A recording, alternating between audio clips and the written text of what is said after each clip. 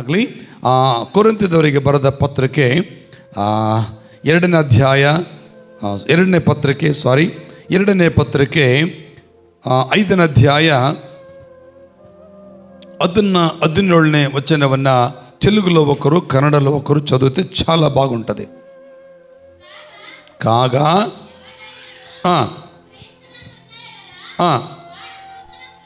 నూతన సృష్టి, ಪಾತದೆ ಗತಿಂಚನು, ಇದಿಗೋ ಅದು ಈಗಿರಲಾಗಿ ಯಾವನಾದರೂ ಕ್ರಿಸ್ತನಲ್ಲಿದ್ದರೆ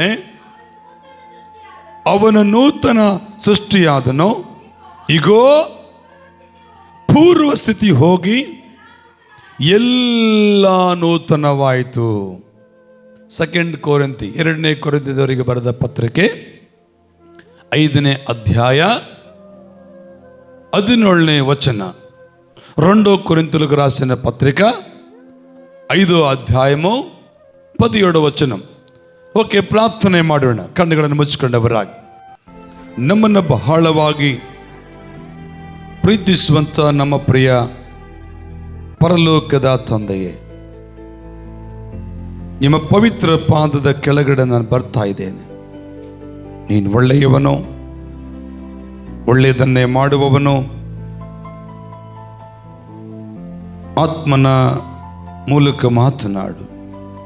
ಯೇಸುವಿನ ನಾಮದಲ್ಲಿ ನೀನೇ ನಿನ್ನ ಪ್ರಜೆಗಳೊಟ್ಟಿಗೆ ಮಾತನಾಡು. ಎಲ್ಲ ಮಹಿಮೆ ನಿಮಗೆ ಮಾತ್ರ ಸಲ್ಲಿಸ್ತೇನೆ, ಯೇಸುವಿನ ನಾಮದಲ್ಲಿ ಆಮೆನ್. ಹಲ್ಲೆಲೂಯಾ. ಜೋರಾಗಿ ಹಲ್ಲೆಲೂಯಾ. ದೇವರ ನಾಮಕ್ಕೆ ಸ್ತೋತ್ರವಾಗಲಿ. 2026ನೇ ವರ್ಷವನ್ನು ಕರ್ತ ನಮಗೆ ಯಾಕೆ ಕೊಟ್ಟರು?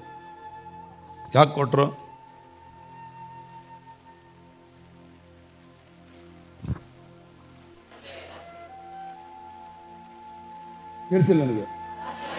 ಓಕೆ, ಹೇಳಕ್ಕ, ನಾನು ಹೇಳಕ್ಕ. ಮತ್ತು ನೀವು ಮನೆ ಬಿಟ್ಟು ಇಲ್ಲಿ ಯಾಕೆ ಬಂದ್ರಿ? ಜೊರೆಗೆ ವಾಕ್ಯ ಕೇಳಕ್ಕೆ. ಓಕೆ, ಹಂಗಾದ್ರೆ ನೀವು 2 ಉತ್ತರ ಕರೆಕ್ಟ್ ಕೊಟ್ಟರೆ 3ನೇ ಉತ್ತರಗಳು ಕರೆಕ್ಟ್ ಕೊಡ್ತೀರ ಅಂತ ನಂಬ್ತಾನೆ. ಮತ್ತು ದೇವರು 2026ನೇ ವರ್ಷ ನಮ್ಗೆ ಯಾಕೆ ಕೊಟ್ಟ?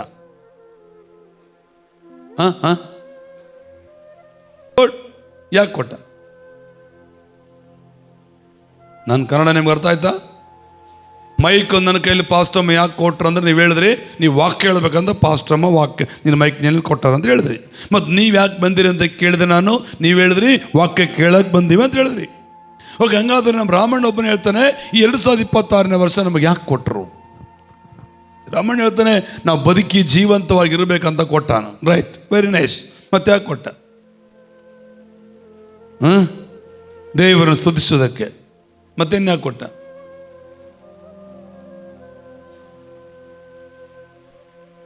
ಯಾಕೆ ಕೊಟ್ಟಾನ? ಏನು ಹೇಳಿಗ ನಾನು? ಯಾಕೆ ಕೊಟ್ಟಿಲ್ಲ? ಈ ವರ್ಷ ಹೆಂಗನ್ನ ಮಾಡಿ ಸಾಲ ತೀರಿಸ್ಬೇಕು ನಿಮ್ಗೆ ಯೋಚನೆ ಇಲ್ಲ? ಮಾತಾಡ್ಕೊಂಡ್ರೆ ಸಾಲ ಮಾಡ್ಕೊಂಡು ಕಳೆದ ವರ್ಷದಲ್ಲಿ ಈ ವರ್ಷ ಹೆಂಗನ್ನ ಮಾಡಿ ಸಾಲ ತೀರಿಸ್ಬೇಕು, ನಾನು ಹೊಲ ಮಾಡೋ ಇಲ್ಲ ಕೆಲಸ ಮಾಡೋ ಅಂತ ಯೋಚನೆ ಇಲ್ವಾ? ಮತ್ತೆ ಹೇಳ್ರಿ, ನಮಗೆ ಈ ವರ್ಷ ಸಾಲ ತೀರ್ಸೋಕ್ಕೆ ವರ್ಷ ಕೊಟ್ಟಾನ, ಅದು ಹೇಳ್ಕೊಡ್ಬೇಕಾ? ಹಿಂಗನ್ನ ಮಾಡಿ ಈ ವರ್ಷ ನನ್ನ ಮಗಳಿಗೆ ಮದುವೆ ಮಾಡಬೇಕು, ಹೆಂಗನ್ನ ಮಾಡಿ ನನ್ನ ಮಗನ ಮದುವೆ ಮಾಡಬೇಕು, ಹೆಂಗನ್ನ ಮಾಡಿ ಈ ವರ್ಷ ಒಂದು ಮನೆ ಬುನಾದಿ ಹಾಕಬೇಕು, ಹೆಂಗಾರ ಮಾಡಿ ಒಂದು ಅರ್ಧ ತೊಲೆ ಆದರೂ ನನ್ನ ಬಂಗಾರ. ನಿಮ್ಗೇನು ಯೋಚನೆಗಳಿಲ್ವಾ? ಅರ್ಧ ತೊಲೆ ಅಂತ ಯಾಕೆ ಹೇಳಿದ್ರೆ ತಲೆ ತಗೊಳ್ಳೋ ಕೆಪಾಸಿಟಿ ಡೌನ್ ಆಗಿಬಿಡ್ತೀಗ, 1,00,000 ದಾಟ್ಬಿಟ್ಟದಲ್ಲ, ಅದಕ್ಕೆ ಅರ್ಧಕ್ಕೆ ಮಾತಾಡ್ತೇನೆ. ಆದರೆ ಇವತ್ತು ನಾನು ನಿಮ್ಮೊಟ್ಟಿಗೆ ಮಾತನಾಡೋ ಮಾತು ಬಹಳ ಮುಖ್ಯವಾಗಿ ನೆನಪಿಟ್ಕೊಳ್ಳಿ. ಯೇಸು ಕ್ರಿಸ್ತನು ನಮಗೆ ಯಾಕೆ ಈ ವರ್ಷವನ್ನು ಕೊಟ್ಟಿದ್ದಾನಂದರೆ, ನಮ್ಮ ರಾಮಣ್ಣ ಹೇಳೋದು ಸತ್ಯ, ನೀವು ಹೇಳಿದ್ರು ಕೂಡ ಸತ್ಯ. ಆದರೂ ಯೇಸು ಕ್ರಿಸ್ತ ನಮ್ಗೆ ಯಾಕೆ ಕೊಟ್ಟಂದರೆ, ನಾವು ಕರ್ತನಲ್ಲಿ ಇರಬೇಕೆನ್ನುವಂಥ ಉದ್ದೇಶಕ್ಕೆ ಕೊಟ್ಟಿದ್ದಾನೆ. ಆಮೆನ್. ನನ್ನ ಮಕ್ಕಳು ನನ್ನ ಜೊತೆ ಇರಬೇಕೆಂಬುದಾಗಿ, ನನ್ನ ಪ್ರಜೆಗಳು ನನ್ನ ಮುಂದೆ ಇರಬೇಕೆಂಬುದಾಗಿ, ನನ್ನ ಸಭೆ ನನಗಾಗಿ ಎದ್ದು ಕಾದಿರಬೇಕೆಂಬುದಾಗಿ, ನನ್ನ ಪ್ರಜೆಗಳು ನನ್ನನ್ನು ಕೂಗುವುದಕ್ಕಾಗಿ ನಮಗೆ 2026ನೇ ವರ್ಷವನ್ನು ದೇವರ ಜೊತೆಲಿರುವುದಕ್ಕೆ ಕೊಟ್ಟಿದ್ದಾನೆ. ಬೈಬಲ್ ವಾಕ್ಯ ಸ್ಪಷ್ಟವಾಗಿ ಹೇಳ್ತದೆ, ಯಾವನಾದರೂ ಕ್ರಿಸ್ತನಲ್ಲಿದ್ದರೆ ಅವನು ನೂತನ ಸೃಷ್ಟಿಯಾದನು. ಹೊಸ ಶರ್ಟು ಹೊಸ ಪ್ಯಾಂಟ್ ಹಾಕೊಂಡ್ಬಿಟ್ರೆ ಹೊಸ ಸ್ಪೀಡ್ ತಿಂದುಬಿಟ್ರೆ ನಾವು ನೂತನ ಸೃಷ್ಟಿಯಲ್ಲ. ಆಮೆನ್. ಜೋರಿಗೆ ಹಲ್ಲೆಲೂಯಾ, ಹಲ್ಲೆಲೂಯಾ. ದೇವರಿಗೆ ಸ್ತೋತ್ರ. ನಂಬರ್ 1, ನಮಗೆ ದೇವರು ಯಾಕೆ ಸಮಯವನ್ನು ಕೊಟ್ಟಿದ್ದಾನಂದ್ರೆ ನಾವು ಕರ್ತನಲ್ಲಿರಬೇಕು. ಎಲ್ಲಿರ್ಬೇಕು? ನಾವು ದೇವರಲ್ಲಿ ಇದ್ರೆ, ನಾವು ಏಸಪ್ಪನ ಒಳಗಿದ್ರೆ, ಏಸಪ್ಪನ ಜೊತೆಯಲ್ಲಿದ್ರೆ, ಕೆಳಗೊಂದು ಮಾತು ಹೇಳ್ತದೆ, ಈಗೋ ಪೂರ್ವ ಸ್ಥಿತಿ ಹೋಗಿ ಎಲ್ಲ ನೂತನವಾಯಿತು. ನಾವೀಗ ಹೇಳಿದ್ವಿ ಹ್ಯಾಪಿ ನ್ಯೂ ಇಯರ್ ಅಂತ ಹೇಳಿದ್ವಿ, ಹೊಸ ವರ್ಷ ಶುಭಾಶಯ ಅಂತ ಹೇಳಿದ್ವಿ, ಕೇಕ್ ತಿಂದ್ವಿ, ಚಾಕ್ಲೇಟ್ ಕೊಟ್ವಿ. ಬೆಳಗ್ಗೆ ನಮ್ಮ ದುರ್ಗೇಶ್ ನಮ್ಮ ಮನೆಗೆ ಬಂದು ನಾವು ಅವ್ರ ಮಕ್ಕಳು ಕೊಟ್ಟ ಚಾಕ್ಲೇಟ್ ಕೊಡಿಸಿದ. ಏನಕ್ಕೆ ಕೊಡಿಸಿದ? ಹೊಸ ವರ್ಷ ಶುಭಾಶಯ ಅಂತ ಕೊಟ್ಟ. ಈ ಚಾಕ್ಲೇಟ್ ತಗೊಂಡು ಕೂಡಲೇ ಹೊಸ ವರ್ಷ ಬರಲಿಲ್ಲ. ಈ ನಾವು ಕೇಕ್ ಕಟ್ ಮಾಡಿ ಕೂಡಲೇ ಹೊಸ ವರ್ಷ ಅಲ್ಲ. ನನ್ನ ಜೀವನದಲ್ಲಿ ಕರ್ತನು ಪ್ರವೇಶಿಸಬೇಕು, ನನ್ನ ಹೃದಯದಲ್ಲಿ ಕರ್ತನು ನೆಲೆಸಿರಬೇಕು, ನಾನು ಕರ್ತನಿಗೆ ಹೃದಯವನ್ನು ಅವಕಾಶ ಮಾಡಿ ಕೊಡಬೇಕು. ಆವಾಗ ನನ್ನ ಜೀವನದಲ್ಲಿ ನೂತನ ಸೃಷ್ಟಿ ಆಗ್ತದೆ. ಆಮೆನ್. ಜೋರೆಗಳೇ ಹಲ್ಲೆಲೂಯಾ. ಇಲ್ಲಿದ್ದರೆ ಜೋರಿಗೆ ಹಲ್ಲೆಲೂಯಾ. ಯಾವಾಗ ನೂತನ ಸೃಷ್ಟಿ? ಯಾವಾಗ? ನಾನು ಹೊಸ ಶರ್ಟ್ ಹೊಸ ಪ್ಯಾಂಟ್ ಹಾಕೊಂಡ್ಬಿಟ್ಟೇನೆ ಅಂತಂದು ಅವಾಗನ? ಯಾವಾಗ? ಹೊಸ ಬಿಲ್ಡಿಂಗ್ ಕಟ್ಟಿಬಿಟ್ಟು ಯಾವಾಗನ? ಹೊಸ ಡೆಕೋರೇಷನ್ ಮಾಡಿ ಯಾವಾಗನ? ಅಲ್ಲ, ಕ್ರಿಸ್ತನ್ನ ನಿನ್ನ ಹೃದಯದೊಳಗೆ ಪ್ರವೇಶಿಸಬೇಕು. ನೀನು ಕ್ರಿಸ್ತನಲ್ಲಿರಬೇಕು. ಅದಕ್ಕೆ ಸ್ವಾಮಿ ಅಂತ ಹೇಳ್ತಾನೆ, ನೀವು ನನ್ನಲ್ಲಿಯೂ ನನ್ನ ವಾಕ್ಯ ನಿಮ್ಮಲ್ಲಿಯೂ ನೆಲೆಗೊಂಡಿರಬೇಕು. ಅದೇ ಅಧ್ಯಾಯದಲ್ಲಿ 15ರಲ್ಲಿ ಯೋಹಾನ ಸುವಾರ್ತೆ ಹೇಳ್ತಾನೆ, ನಾನು ದ್ರಾಕ್ಷಿ ಬಳ್ಳಿ, ನೀವೆಲ್ಲ ಕೊಂಬೆಗಳು. ನನಗೆ ಅಂಟಿಕೊಂಡಿದ್ರೆ ನೀವು ಫಲ ಕೊಡ್ತೀರ, ನನಗೆ ಬಿಟ್ಟುಬಿಟ್ರೆ ನೀವು ಫಲ ಕೊಡೋಕ್ಕೆ ಸಾಧ್ಯವಿಲ್ಲ. ಇವತ್ತು ಮೊದಲದಾಗಿ ನಾವೇನು ಮಾಡಬೇಕಂದ್ರೆ ಕ್ರಿಸ್ತನಲ್ಲಿ ಇರಬೇಕು. ಹೇಳ್ರಿ ಜೋರಾಗಿ. ಈ 2026ನೇ ವರ್ಷದಲ್ಲಿ ಒಂದು ತೀರ್ಮಾನ ತೆಗೆದುಕೋ. ನಿನ್ನ ಮನೆ ಒಳಗೆ ನಿನಗೆ ಏನು ಕಷ್ಟ ಇದೆಯೋ, ಏನು ದುಃಖ ಇದೆಯೋ, ನಿನಗೆ ದೇಹದಲ್ಲಿ ಏನು ರೋಗ ಇದೆಯೋ, ನಿನ್ನ ಸಮಸ್ಯೆ ಏನಾಗಿದೆಯೋ ಅದು ದೇವ್ರು ನೋಡ್ತಾನೆ. ಅದ್ರ ಬಗ್ಗೆ ಚಿಂತಿಸಬೇಡ. ನೀನು ಕರ್ತನ ಒಳಗಿದ್ದೀಯಾ ಇಲ್ಲ ಹೊರಗಿದ್ದೀಯಾ? ನೀನು ಕರ್ತನಿಗೆ ಅಂಟುಕೊಂಡಿದೆಯಾ, ಕರ್ತನ ದೂರವಾಗಿದೆಯಾ? ಅದರ ಬಗ್ಗೆ ಚಿಂತಿಸುವುದಾದರೆ ಈ ವರ್ಷದಲ್ಲಿ ದೇವನಿನ ಕುಟುಂಬಕ್ಕೆ ಬೇಕಾದ ಆಶೀರ್ವಾದವನ್ನು, ಕುಟುಂಬಕ್ಕೆ ಬೇಕಾದ ಅದ್ಭುತಗಳನ್ನು ಆತನು ಕೊಡಲಿಕ್ಕೆ ಶಕ್ತನಾಗಿದ್ದಾನೆ. ಆಮೆನ್. ಜೋರೆಗಣ ಹಲ್ಲೆಲೂಯಾ. ಒಂದು ವಾಕ್ಯ ಗಲಾತ್ಯದವರಿಗೆ ಬರೆದ ಪತ್ರಕ್ಕೆ 1ನೇ ಅಧ್ಯಾಯ 22ನೇ ವಚನವನ್ನು ಒಂದ್ಸಾರಿ ನೋಡೋಣ. ಗಲಾತ್ಯದವರಿಗೆ ಬರೆದ ಪತ್ರಕ್ಕೆ 1ನೇ ಅಧ್ಯಾಯ 22ನೇ ವಚನದಲ್ಲಿ ಒಂದು ಮಾತು ಹೇಳ್ತಾನೆ.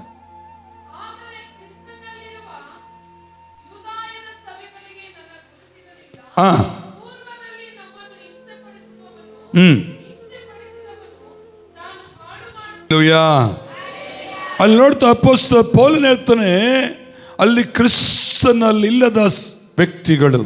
ಇನ್ನೊಂದ್ಸರಿ ವಾಕ್ಯದನ್ನ ಇನ್ನೊಂದ್ಸರಿ.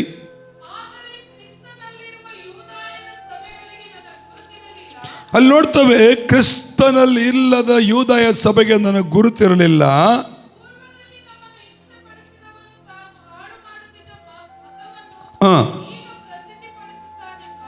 ದಶೆಯಿಂದ ದೇವರನ್ನು ಕೊಂಡರೆ ಪೌಲನು ಸೌಲನಾಗಿರುವಾಗ ಆ ಕ್ರಿಸ್ತನಲ್ಲಿ ಸೌಲನಿರಲಿಲ್ಲ.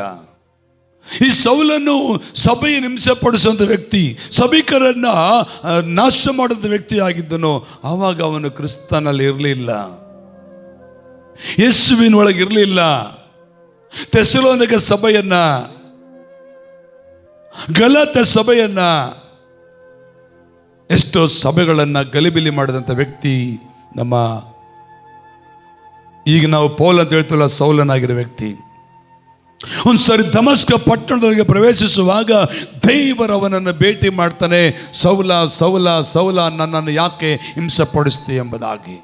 ಅವಾಗ ಹೇಳ್ತಾನೆ, ಅವನ ಕೆಳಗಡೆ ಬಿದ್ದು, ಕರ್ತನೇ ನೀನು ಯಾರು? ಆವಾಗ ಕ್ರಿಸ್ತನಲ್ಲಿ ಬರ್ತಾನೆ. ಯಾರು? ಸೌಲನಾಗಿರುವ ಪೌಲ. ಅದುವರೆಗೂ ಅವನಿಗೆ ಗೊತ್ತಿಲ್ಲ ದೇವರಂದ್ರೆ, ದೇವರ ಶಕ್ತಿ ಗೊತ್ತಿಲ್ಲ, ದೇವರ ಮಹಿಮೆ ಗೊತ್ತಿಲ್ಲ, ದೇವರ ಅನುಭವ ಗೊತ್ತಿಲ್ಲ, ದೇವರ ಪ್ರಭಾವ ಗೊತ್ತಿಲ್ಲ, ದೇವರ ಗುಣಲಕ್ಷಣಗಳು ಗೊತ್ತಿಲ್ಲ, ಏನು ಗೊತ್ತಿಲ್ಲ. ಯಾವಾಗ ಕ್ರಿಸ್ತನಲ್ಲಿ ಬಂದನೋ ಆವಾಗ ಅವನ ಒಳಗೆ ಆತ್ಮನ ಉಜ್ಜೀವನ ಪ್ರಾರಂಭವಾಯಿತು. ಪ್ರಿಯ ದೇವ ಜನರೇ, ಇವತ್ತು ನೀನು ಯೇಸು ಇಲ್ಲದ ಮಗಳಾಗಿ, ಯೇಸು ಇಲ್ಲದ ಮಗನಾಗಿರಬಾರ್ದು. ನೀನು ಕ್ರಿಸ್ತನಲ್ಲಿ ನೆಲೆಗೊಂಡಿರಬೇಕು. ಹೇಳ್ರಿ, ತೀರ್ಮಾನ ಮಾಡಿಕೋ, ಈ ವರ್ಷ ನನಗೆ ಏನೇ ಕಷ್ಟ ಬರಲಿ, ಮಾತಾಡಬಾರ್ದಲ್ಲ, ಏನೇ ಕಷ್ಟ ಬರಲಿ, ಏನೇ ಅವಮಾನ ಬರಲಿ, ಏನೇ ಸಮಸ್ಯೆ ಬರಲಿ, ಯೇಸುವನ್ನು ಬಿಟ್ಟು ನಾನು ಕದಲುವುದಿಲ್ಲ, ಯೇಸುವನ್ನು ಬಿಟ್ಟು ನಾನು ಕದಲುವುದಿಲ್ಲ. ಯಾಕೆ ಈ ವರ್ಷ ಕೊಟ್ಟ ನಮ್ಗೆ ಗೊತ್ತಾ? ಕಳೆದ ವರ್ಷ ಇದ್ದವರು ಈ ವರ್ಷ ನಮ್ಮ ಸಭೆಯಲ್ಲಿ ಇಲ್ಲ, ಅವರು ಹೋಗಿದ್ದಾರೆ ಬಿಟ್ಟು. ಯಾಕೆ ಗೊತ್ತವರು? ಕ್ರಿಸ್ತನಲ್ಲಿ ಅವರು ಇಲ್ಲ. ನೀನು ಇಲ್ಲಿದೆಯಾ ಅಂದರೆ, ನೀನು ಬಂದಿದೆಯಾ ಅಂದರೆ ನೀನು ಕ್ರಿಸ್ತನಲ್ಲಿದೆಯಾ? ಆಮೇನ್. ಎಲ್ಲಿದೆಯಾ ನೀನು? ಕ್ರಿಸ್ತನಲ್ಲಿರಬೇಕು. ವಾಕ್ಯ ಚೆನ್ನಾಗಿ ಹೇಳ್ತದೆ. ವಾಕ್ಯ ಮತ್ತೆ ಕರ್ತನು ಸ್ಪಷ್ಟವಾಗಿ ಹೇಳ್ತಾನೆ ಆ 5ನೇ ಅಧ್ಯಾಯದ 17ನೇ ವಚನದಲ್ಲಿ, ಯಾವನಾದರೂ ಕ್ರಿಸ್ತನಲ್ಲಿದ್ದರೆ ಅವನು ಏನಾಗ್ತಾನಂತೆ? ನೂತನ ಸೃಷ್ಟಿ.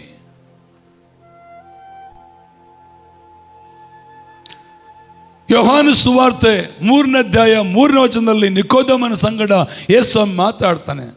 ನಾನು ನಿಮಗೆ ನಿಜ ನಿಜವಾಗಿ ಹೇಳ್ತಾನೆ, ಒಬ್ಬನು ಹೊಸದಾಗಿ ಹುಟ್ಟದಿದ್ದರೆ ದೇವರ ರಾಜ್ಯದಲ್ಲಿ ಸೇರಲಿಕ್ಕೆ. ಯೋಹಾನನ ಸುವಾರ್ತೆ 3ನೇ ಅಧ್ಯಾಯ 3ನೇ ವಚನ ಒಂದ್ಸರಿ ನೋಡ್ರಿ. ಕರ್ತನ ವಾಕ್ಯ ನಮಗೆ ಹೇಳ್ತದೆ. ನಾನು ನಿಜ ನಿಜವಾಗಿ ಹೇಳ್ತೇನೆ, ಒಬ್ಬನು ಹೊಸದಾಗಿ ಹುಟ್ಟದಿದ್ದರೆ ದೇವರ ರಾಜ್ಯವನ್ನು ಕಾಣಲಿಕ್ಕೆ ಸಾಧ್ಯವಿಲ್ಲ ಎಂಬುದಾಗಿ ಹೇಳ್ತಾನೆ. ನಂಬರ್ 1, ಇವತ್ತು ಮೊದಲ ಅಂಶದಲ್ಲಿ ಮಾತಾಡ್ತಾನೆ, ನಾವೇನು ಮಾಡಬೇಕಂದ್ರೆ ಕ್ರಿಸ್ತನಲ್ಲಿ ನಾವು ನೆಲೆಸಿರಬೇಕು. ನಿಕೋದೇಮನ ಕೇಳ್ತಾನೆ, ಒಳ್ಳೆ ಬೋಧಕನೇ, ನಾನು ದೇವರ ರಾಜ್ಯಕ್ಕೆ ಬರಬೇಕು, ಏನು ಮಾಡಬೇಕು? ಒಳ್ಳೆ ಬೋಧಕನೇ, ನಿನ್ನ ರಾಜ್ಯದಲ್ಲಿ ಸೇರಬೇಕಂದ್ರೆ, ಪರಲೋಕ ರಾಜ್ಯಕ್ಕೆ ಹೋಗಬೇಕಂದ್ರೆ ನಾನು ಏನು ಮಾಡಬೇಕು? ಆಗ ಸ್ವಾಮಿ ಹೇಳ್ತಾನೆ ನಿಕೋದೇಮನಿಗೆ, ನಿನಗೆ ನಿಜವಾಗಿ ಹೇಳ್ತೇನೆ, ಒಬ್ಬನು ಹೊಸದಾಗಿ ಹುಟ್ಟದಿದ್ದರೆ ದೇವರ ರಾಜ್ಯಕ್ಕೆ. ಹೊಸದಾಗಿ ಅಂದ್ರೆ ಹೆಂಗೆ? ಹೊಸ ಪ್ಯಾಂಟು, ಹೊಸ ಶರ್ಟು, ಹೊಸ ಶಾರಿ, ಹೊಸ ಡ್ರೆಸ್ಸು, ಹೊಸ ಏನಿದೆ ಹಾಕಂತಾರಲ್ಲ ಮಕ್ಕಳಿಗೆಲ್ಲ,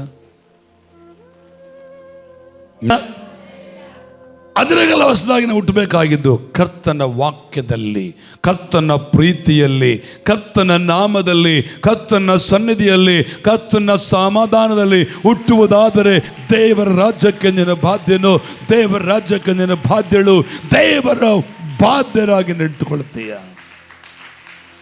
ಆಮೆನ್. ಹಲ್ಲೆಲೂಯಾ. ಇನ್ನು ಜೋರ ಹಲ್ಲೆಲೂಯಾ. ಶಬ್ದವಾಗಿ ಹಲ್ಲೆಲೂಯಾ. ದೇವರ ನಾಮಕ್ಕೆ ಸ್ತೋತ್ರವಾಗಲಿ. ನಂಬರ್ 1, ನಾವೇನು ಮಾಡಬೇಕು? ಕ್ರಿಸ್ತನಲ್ಲಿ ನೆಲೆಗೊಂಡಿರಬೇಕು. ನೆಲೆಗೊಂಡಿದ್ರೆ ನಿನ್ನ ಜೀವನದಲ್ಲಿ ಕರ್ತನು ಆಶೀರ್ವದಿಸಲ್ಪಟ್ಟ ವ್ಯಕ್ತಿ ಆಗ್ತೀಯ. ಮತ್ತು ಎರಡನೇದಾಗಿ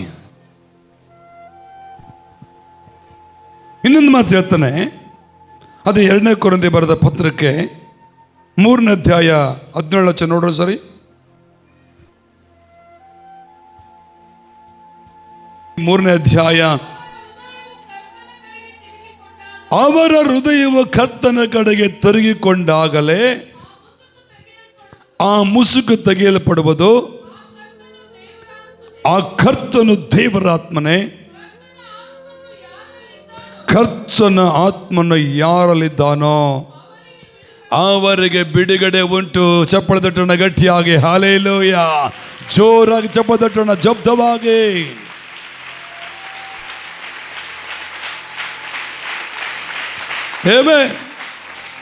ದೇವರ ವಾಕ್ಯ ಎರಡನೇದಾಗಿ ನಾವು ಕರ್ತನ ಆತ್ಮವನ್ನು ಹೊಂದಿದವರಾಗಿರಬೇಕು.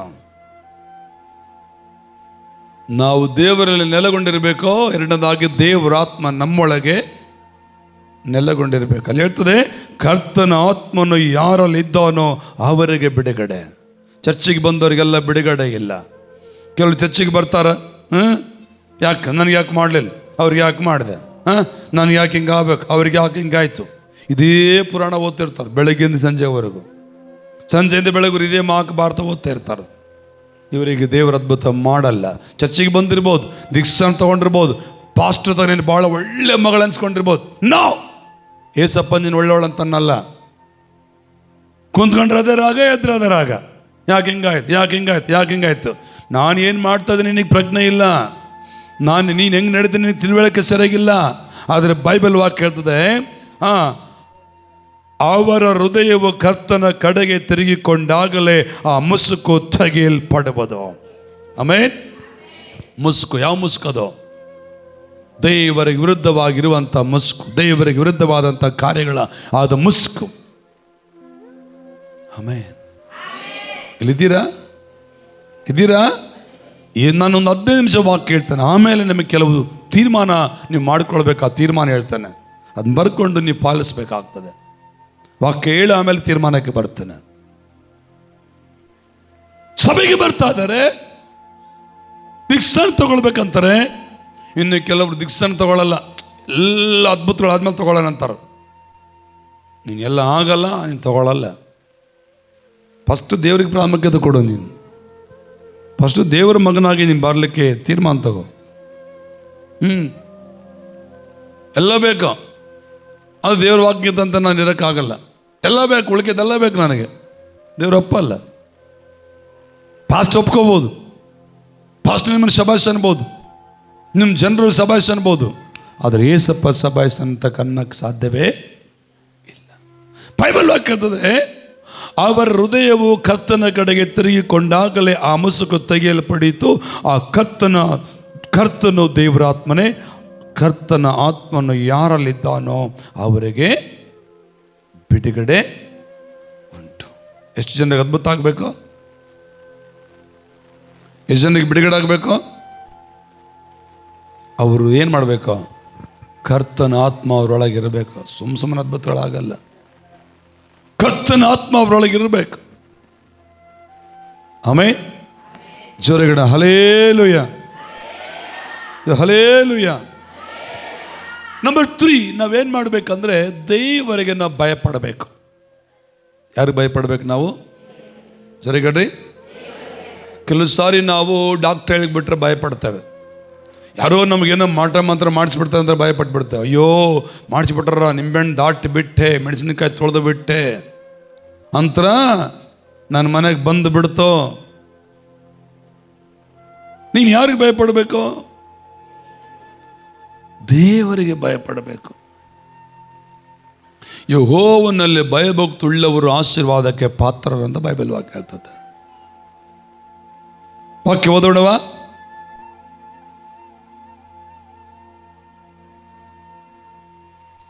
ಕೀರ್ತನೆಗಾರನ ಬರೆದಿರುವಂಥ ಪುಸ್ತಕ ತೆಗೆಯೋಣ.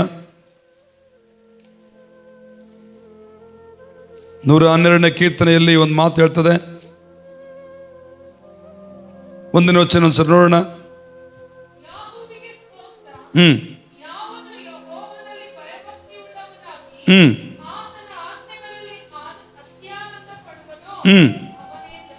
ದೇವರ ನಾಮಕ್ಕೆ ಸ್ತೋತ್ರವಾಗಲಿ. ಕರ್ತನ ವಾಕ್ಯ ಹೇಳ್ತದೆ, ಯಾಕೋಬಿಗೆ ಸ್ತೋತ್ರ. ಯಾವನು ಯೆಹೋವನಲ್ಲಿ ಭಯಭಕ್ತಿಯುಳ್ಳವನಾಗಿರ್ತಾನೋ, ಅತ್ಯಾನಂದ ಪಡ್ತಾನೋ, ಅವನ ಧನ್ಯನು, ಅವನಿಗೆ ಆಶೀರ್ವಾದ ಇರ್ತದೆ. 128ನೇ ಕೀರ್ತನೆಯಲ್ಲಿ ಕೂಡ ಇನ್ನೊಂದು ಮಾತಾಡ್ತಾನೆ 4ನೇ ವಚನದಲ್ಲಿ. 128ನೇ ಕೀರ್ತನೆ ವಚನ 4ರಲ್ಲಿ ಕೂಡ ಒಂದು ಮಾತು ಹೇಳ್ತಾನೆ. ಏನು ಹೇಳ್ತಾನೆ ನೋಡಲಿ. ಈಗೋ ಈ ರೀತಿಯಾಗಿ ಆಶೀರ್ವಾದವಂತಾನೆ ಆಶೀರ್ವದಿಸಲಿ, ಯೆರೂಸಲೇಮಿನ ಸೌಭಾಗ್ಯವನ್ನು ನೋಡುವವನಾಗು. Amen, hallelujah. ನಾವು ಮೂರನೇದಾಗಿ ಏನು ಮಾಡ್ಬೇಕಂದ್ರೆ ದೇವರಲ್ಲಿ ಭಯಭಕ್ತಿಯುಳ್ಳವರಾಗಿ ನಡ್ಕೋಬೇಕು. ದೇವರಲ್ಲಿ ಭಯಭಕ್ತಿಯೊಳಗೆ ನಡ್ಕೊಳ್ಳೋದಾದ್ರೆ ನನ್ನ ಕುಟುಂಬದಲ್ಲಿ ದೇವರ ಆಶೀರ್ವಾದ ಮಾಡ್ತಾನೆ. ಕೆಳಗೊಂದು ಮಾತಾಡ್ತಾನೆ, ಮಕ್ಕಳನ್ನು ಕಾಣುವವನಾಗಿ ಇಸ್ರಾಯೇಲಿಗೆ ಶುಭವಿರುವುದು.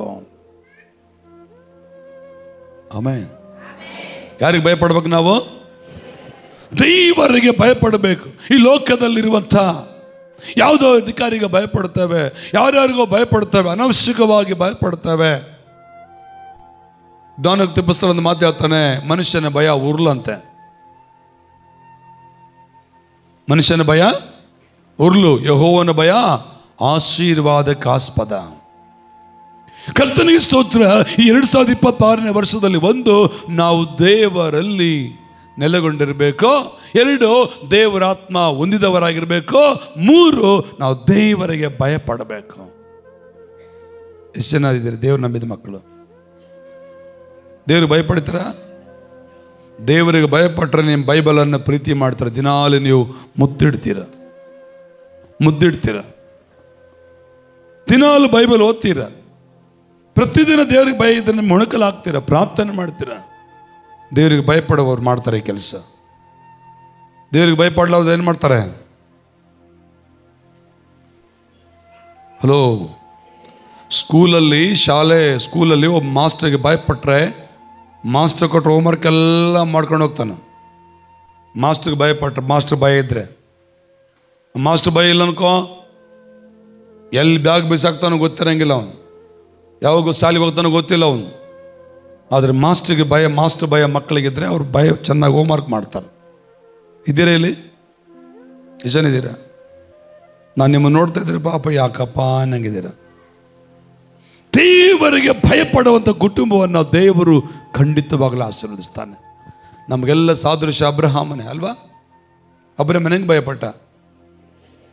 ಭಯಪಟ್ಟ ಅವನು? ದೇವದೂತರ ಕಂಡುಕೊಳ್ಳಿ ಹೆಂಗೆ ಬಂದವನು? Very nice. ಚಪ್ಪಳೆ ಕೊಟ್ಟು ವೆಂಕಟೇಶ್ವರ ಒಂದ್ಸರಿ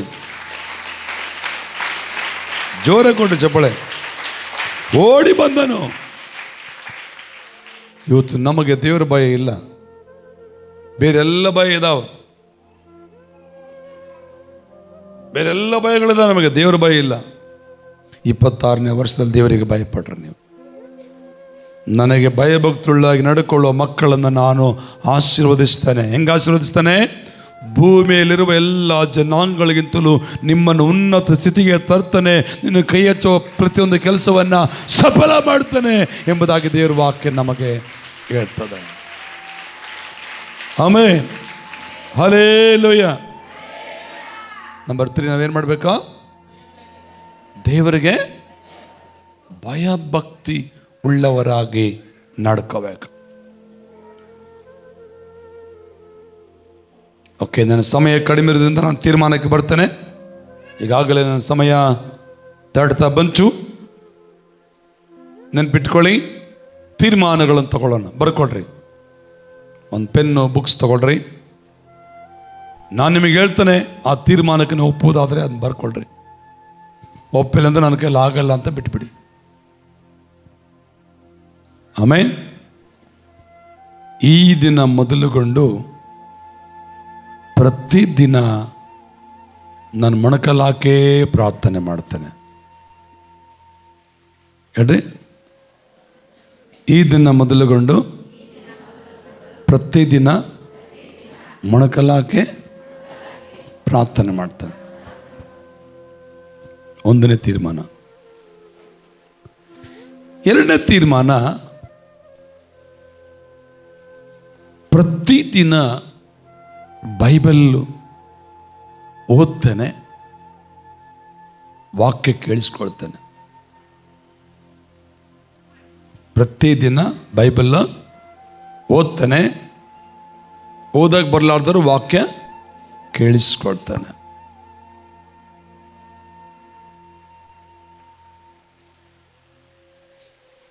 ಆಯ್ತಾ?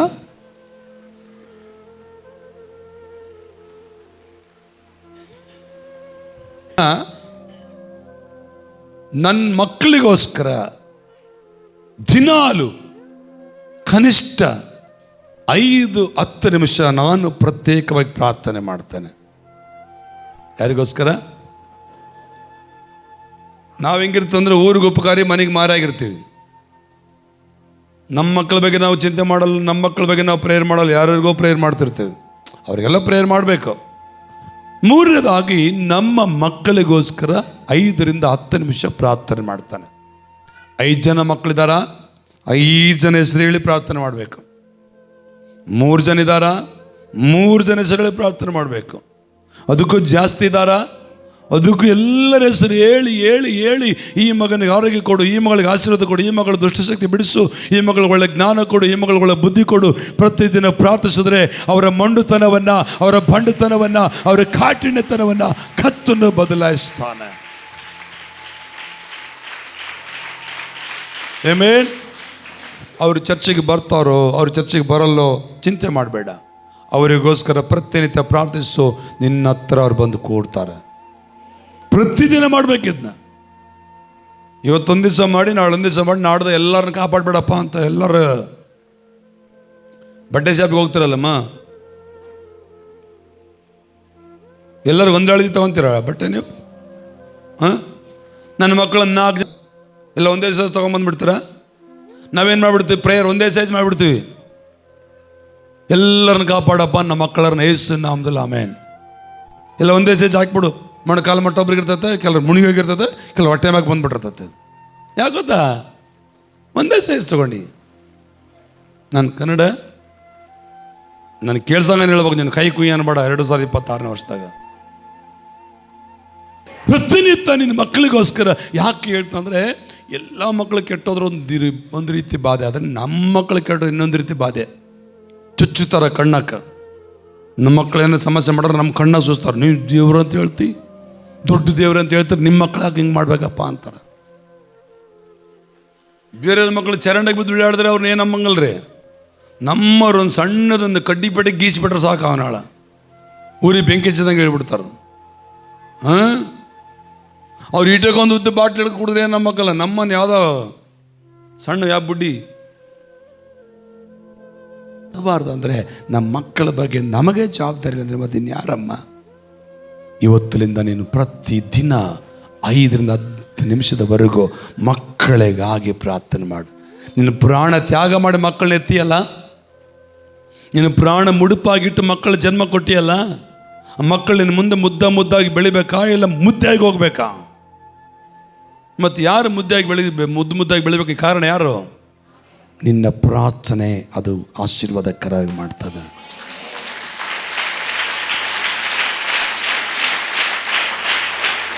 ಆಮೆನ್. Hallelujah, hallelujah. ಎಷ್ಟನೇ ತೀರ್ಮಾನ ಆದವು? 3 4ನೇ ತೀರ್ಮಾನ, ನನ್ನ ಸಂಪಾದನೆಯಲ್ಲಿ 10ರಲ್ಲೊಂದು ಪಾಲು ಖಂಡಿತವಾಗಿ ನಾನು ದೇವರಿಗೆ ತೆಗೆದುಕೊಡುತ್ತೇನೆ. ನಿನ್ನ ಕೂಲಿ 500 ರೂಪಾಯಿ ಮಾಡ್ತೀಯೋ ಸಂಪಾದನೆ, ದಿನಕ್ಕೆ 100 ರೂಪಾಯಿ ಸಂಪಾದನೆ ಮಾಡ್ತೀಯೋ, ದಿನಕ್ಕೆ 50 ರೂಪಾಯಿ ಸಂಪಾದನೆ ಮಾಡ್ತೀಯೋ, ಮಾಡು. ಎಷ್ಟು ಸಾಮರ್ಥ್ಯ ಇದೆಯೋ ದೇವರಿಗೆ 10ರಲ್ಲೊಂದು ಪಾಲು. 100 ರೂಪಾಯಿ ಬಂತಂದ್ರೆ ನಮ್ಮ ಕೈಲಿ ಒಂದು ಪಾಲು ಎಷ್ಟು? 10 ರೂಪಾಯಿ. 10 ರೂಪಾಯಿ ಬಂತಂದರೆ ಅದ್ರಾಗೆ ಎಷ್ಟು? 1 ರೂಪಾಯಿ. ಆ ದೇವರಿಗೆ ತೆಗೆದಿಡಲೇಬೇಕು. ಅದು ನೀನು ಮಾಡಲೇಬೇಕು.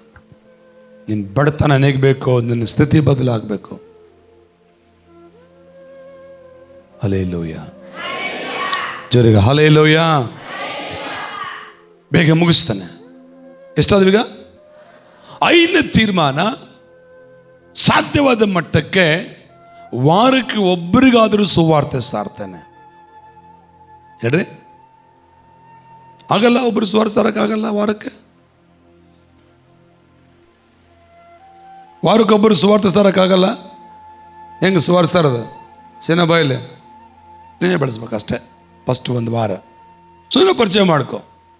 ಆರಾಮಿದೆಯಾ, ಊಟ ಮಾಡ್ದ, ಏನು ಮಾಡ್ತೀವಿ, ಎಲ್ಲಿ ಹೋಗ್ತೀವಿ, ಸುಮ್ಮನೆ ಫ್ರೆಂಡ್ಲಿ ಮಾಡು. ಆಮೇಲೆ ಆತನ ಬಾಯಿಂದ ಬರ್ತದೆ, ಏನು ಮಾಡಬೇಕು, ನನ್ನ ಮನೇಲಿ ಸಮಾಧಾನ ಇಲ್ಲ, ಅದು ಸ್ಟಾರ್ಟ್ ಮಾಡ್ತಾನೆ. ನನಗಿಂತ ಕಷ್ಟ ಇದೆ ಹೇಳ್ಕೊಳ್ಳೋಕೆ ಸ್ಟಾರ್ಟ್ ಮಾಡ್ತಾನೆ. ಸ್ನೇಹ ಬೆಳೆಸಿದಾಗ, ಹೌದಾ, ಅದಕ್ಕೊಂದು ಪರಿಹಾರ ಐತೆ, ಆ ಪರಿಹಾರ ನಿನಗೆ ಹೇಳಿದ್ರೇನು ತಿಳ್ಕೊಂಡ್ರೆ ಚೆನ್ನಾಗಿರ್ತದೆ. ಆವಾಗ ನಿನಗೆ ಬಂದ ಅನುಭವದಲ್ಲಿ ದೇವರ ಪ್ರೀತಿಯನ್ನು ಸಾರು, ದೇವ್ರ ಸುವಾರ್ತೆಯನ್ನು ಸಾರು.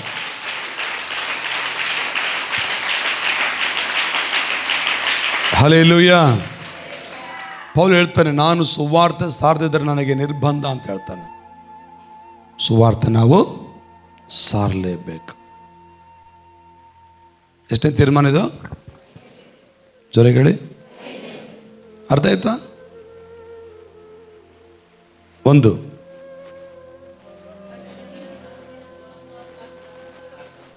ಪ್ರತಿದಿನ ಮೊಣಕಲಾಕಿ ಪ್ರಾರ್ಥನೆ ಅಭ್ಯಾಸ ಮಾಡ್ಕೊ. ಈಗ ನೀವು ಮಾಡ್ತೀರಿ, ಮಾಡಲ್ಲ ಅಂತಲ್ಲ. ಹೆಂಗೆ ಮಾಡ್ತೇವೆ? ಒಂದು ಸಾರಿ ಮೊಣಕಲ್ಲಾಗ್ತೇವೆ, ಒಂದು ಸಾರಿ ಹಂಗೆ ಕೂತ್ಕೊಂಡ್ಬಿಡ್ತೀವಿ, ಒಂದು ಸಾರಿ ಉದ್ದಕ್ಕೆ ಮಕ್ಕಳು ಮಾಡ್ಕೊಂಡ್ಬಿಡ್ತೀವಿ ಪ್ರೇಯರ್ ನಾಳೆ. ನಾವು ಅಂತಾರೆ ಒಂದು ಸರಿ ಹಂಗೆ ಎಲ್ಲ ನೀನು ನೋಡಿಕಪ್ಪ ಅದೇ ನೋಡ್ತಾನೆ, ನೀನು ಹೇಳಿದ್ರು ನೋಡ್ತಾನೆ. ಅಡ್ಡ ಬಿದ್ದೀಯೋ ಉದ್ದಕ್ಕೆ ಬಿದ್ದೀಯೋ, ನೋವಾಯ್ತು ಜ್ವರ ಆಯ್ತು ಗೊತ್ತಲ್ಲ, ಒಂದು 5 ನಿಮಿಷ ಇಲ್ಲ 5 ಸೆಕೆಂಡ್ ಆದ್ರೆ ಮೊಣಕಲ್ಲಿ ಹಾಕಿ ಪ್ರೇಯರ್ ಮಾಡಿ ಅಡ್ಡಕ್ಕೆ ಆಮೇಲೆ ಉದ್ದಕ್ಕೆ ಬೆಳೆ. ನೀನು ಮೊಣಕಲ್ಲಿ ಹಾಕ್ಬೇಕು. ನೀನು ಆ ಮೊಣಕಲ್ಲಿ ಯಾಕೆ ಹಾಕ್ಬೇಕಂತ ಹೇಳ್ತಾನೆ ಅಂದರೆ, ನೀನು ಹಾಕೋ ಮೊಣಕಾಲು ಸೈತಾನ ಎದೆ ಮೇಲೆ ಕೂತ್ಕೊಳ್ತಾವೆ. ಒಬ್ಬ ಮನುಷ್ಯನ ಕೆಳಗೆ ಹಾಕೊಂಡು ಎದೆ ಮೇಲೆ ಕೂತ್ಕೊಂಡ್ಬಿಟ್ರೆ ಎದ್ದೇಳ್ತಾನ?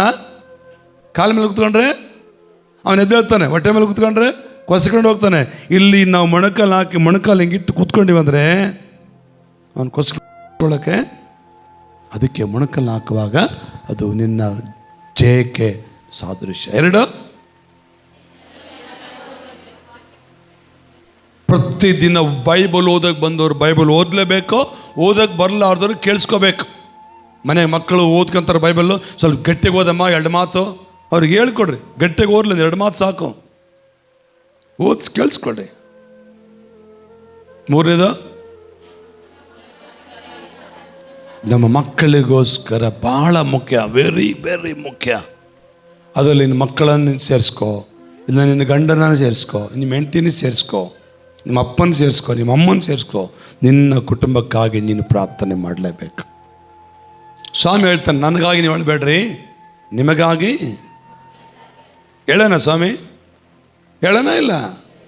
ಮತ್ತು ನಾವು ಮಾಡಕತ್ತೀವ? ಬಂದು ನನಗೆಲ್ಲ ಹೇಳ್ತಾರೆ ಇಟ್ಟಕ್ಕೊಂದು ಸಾರ್ ನನ್ನ ಮಗ ಹೆಂಗ, ನನ್ನ ಮಗಳು ಹೆಂಗ. ನನಗೆ ಹೇಳ್ಬೇಕು, ಹೇಳ್ಬಾರ್ದು ಅಂತಲ್ಲ, ನೀನು ಮಾಡಬೇಕು. ನನಗೆ ಹೇಳಿರಲಿ ಕೈ ತೊಳ್ಕೊಬಾರ್ದೇನೋ, ನೀನು ಕೂಡ ಮಾಡಬೇಕು. ಆಮೇಲೆ 4, ನಾವು ಸಂಪಾದಿಸುವಂಥ ಸಂಪಾದನೆಯಲ್ಲಿ 10ರಲ್ಲಿ ಪಾಲು ದೇವರಿಗೆ. 5, ಸುವಾರ್ತೆ ಸಾರಬೇಕು. ದೇವರಿಗೆ ಮಹಿಮೆಗಳ ಸಮಯ ಮುಗಿತು. ನಾವು ಪ್ರಾರ್ಥನೆ ಮಾಡಿ ಬೇಗನೆ ನಾವು ಹೊರಡಬೇಕು. ಕಣ್ಣುಗಳನ್ನು ಮುಚ್ಚಿಕೊಂಡು, ಇನ್ನೂ ಸಮಯ ಭಾಳ ಇದ್ದರೆ ಇನ್ನೂ ತುಂಬ ಮಾತಾಡೋ ವಿಷಯಗಳಂತರಿದ್ದವು.